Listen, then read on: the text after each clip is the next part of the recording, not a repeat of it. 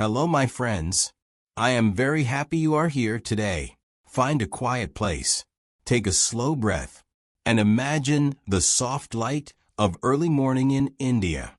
The sky is pale. The air is cool. Birds move above a calm river. And, in the distance, rising like a dream from the earth, there is a great white building, so bright, so still, so beautiful, that people stop walking and simply stare. This is the Taj Mahal, one of the most famous buildings in the world.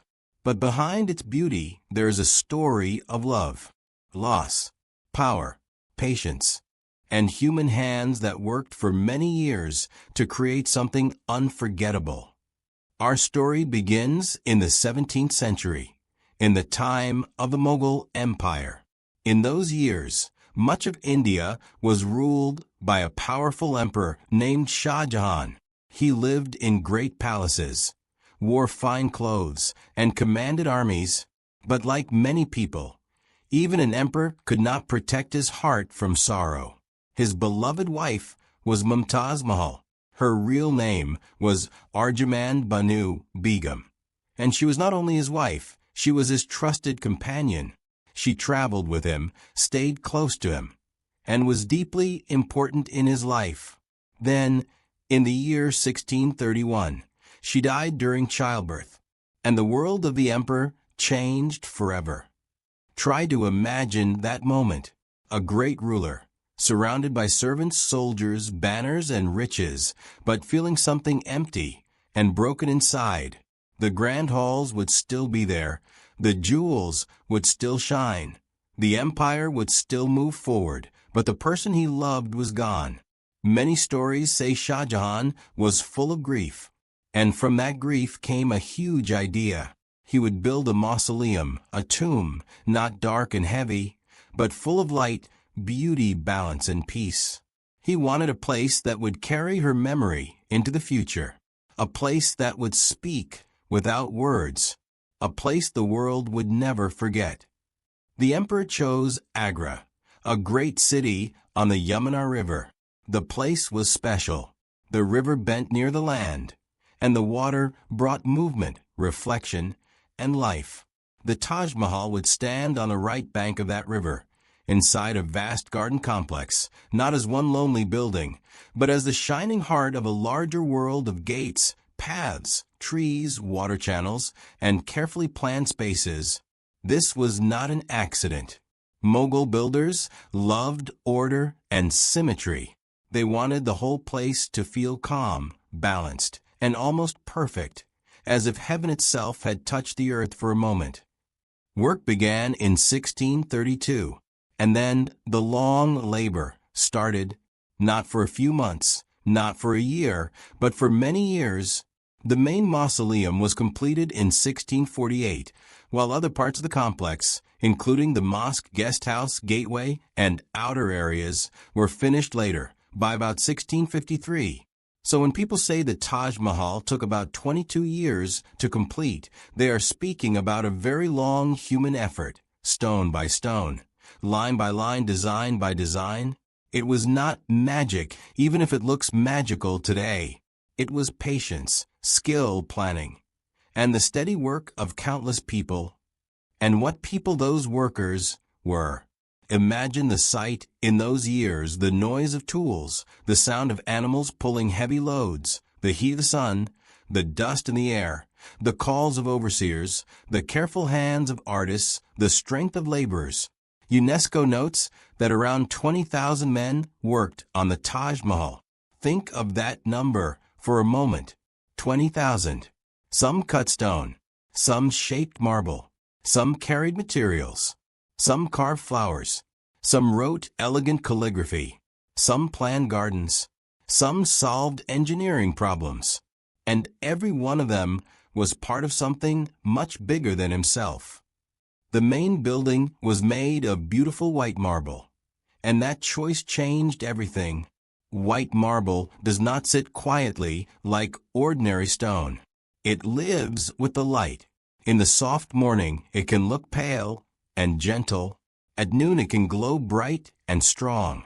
And when evening comes, it can seem warm, silver, or even faintly pink to the eye. The walls were not left plain. They were decorated with fine patterns and inlay work using semi-precious stones. UNESCO describes floral and geometric designs made with stones such as lapis lazuli jade and cornelian. So when people look at the Taj Mahal and say it is beautiful, they are seeing not only a building, but also the result of extraordinary detail and craftsmanship. Now let us walk there in our minds. We pass through the Great Gateway, and for a moment the Taj is hidden, then suddenly it appears, centered at the far end of the garden, standing above a long water channel that reflects its shape. The garden is formal and planned. The lines pull your eyes forward. Everything seems to invite silence. The mausoleum rises on a platform, its great dome lifting into the sky, and the minarets standing at the corners like quiet guardians. The whole design feels so balanced that many visitors forget how difficult it is to create such harmony. Symmetry like this is not simple. It is the result of careful thought, careful measurement, and a deep love of proportion. Inside this great white mausoleum are the tombs connected with the story itself. The Taj Mahal was built for Mumtaz Mahal, but it later became the mausoleum of both Mumtaz Mahal and Shah Jahan. So the emperor who ordered this monument, the man whose grief helped create it, came at last to rest there too. There is something powerful in that ending. At first he built the place to remember her, and in the end, history placed them together inside the same monument. Love, memory, empire, death, and time all meeting beneath one dome. But the story does not stay only in beauty, because history is rarely so simple. Shah Jahan ruled with great power, yet later in life he lost that power. His son Aurangzeb took the throne, and Shah Jahan spent his final years under confinement in Agra fort. Across the distance stood the Taj Mahal, the monument born from his grief and devotion. Many later stories imagine the old emperor looking toward it, seeing the white dome from afar, thinking of the past, of youth, of love, of Mumtaz. We should be careful with romantic details, because legends often grow around famous places. But the deeper truth remains: the monument outlived the sorrow that created it, and continued to speak for him after his power was gone. That is one reason the Taj Mahal feels so alive in the human imagination. It is not only a masterpiece of Mughal architecture, it is also a human story that almost everyone can understand. You do not need to be an emperor to know love. You do not need to rule an empire to know loss. A husband missing his wife, a memory too strong to disappear, a wish to make something beautiful in the middle of pain. These are feelings that travel across centuries. Maybe that is why people from all over the world come to Agra. They come for the marble, yes. They come for the history, yes. But many also come because the building seems to hold an emotion that words cannot fully carry. And the world has recognized its importance. The Taj Mahal was inscribed on the UNESCO World Heritage List in 1983. UNESCO describes it as one of the universally admired masterpieces of the world's heritage. That recognition matters, because great monuments need care. The Taj is old, delicate in many ways, and deeply valuable not only to India, but to all humanity. When a building survives for centuries, it becomes more than stone. It becomes a bridge, connecting people who are alive today with people who lived, loved, worked, and dreamed long ago. Sometimes I like to imagine one quiet morning at the site long ago. The sun is just rising. Mist hangs above the Yamuna. Workers arrive before the day grows hot. One man lifts a tool. Another studies a carved flower. Another wipes dust from a piece of marble. A calligrapher bends close to black stone letters. Someone brings water. Someone gives an order. Someone steps back and looks up at the growing dome. Perhaps none of them can fully see the future. They do not know that centuries later, millions of people will know this place, that children in faraway countries will learn its name, that travelers will cross oceans to stand in silence before it. They only know the work of the day, and still, that work enters history. Now imagine another scene many years later. A traveler walks through the gateway for the first time. Maybe the traveler has seen photographs before, maybe has heard stories, maybe thinks, yes, it will be beautiful. But then the traveler sees it in real life, sees the size, the light, the reflection, the stillness, and for a moment says nothing at all. This happens again and again, because some places are famous for a reason, not because people repeat the name, but because when you truly see them, they reach beyond expectation. The Taj Mahal is one of those rare places.